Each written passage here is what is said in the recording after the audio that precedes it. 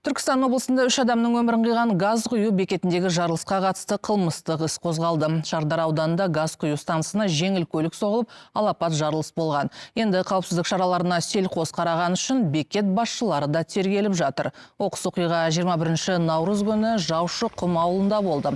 Жеңіл көлік көгілдір отын толтырылған цистернаға соғылған. Көлік ішіндегілерді құтқармақшы болған жігіт бірден көмекке ұмтылғанда от тұтанады. Лезде шарпыған жалын цистернаға тиіп, жойқын жарылысқа ұласты.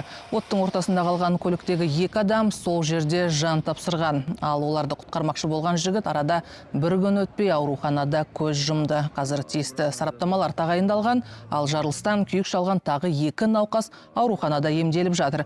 Дәрігерлер олардың өміріне қауіп төніп тұрған жоқ дейді. Оң жақ иық, білек, шынтақ аймағының термиялық күйігі 15%, бірінші, екінші дәрежелі. Бүгінгі таңда жағдай орташа ауырлықта, емін қабылдау үстінде.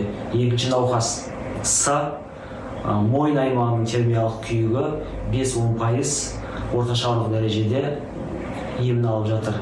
Науқастармен толық әңгіме жүргізілді. Облыстық ауруханамен бірге комиссиолог дәрігердің кеңесі алынды.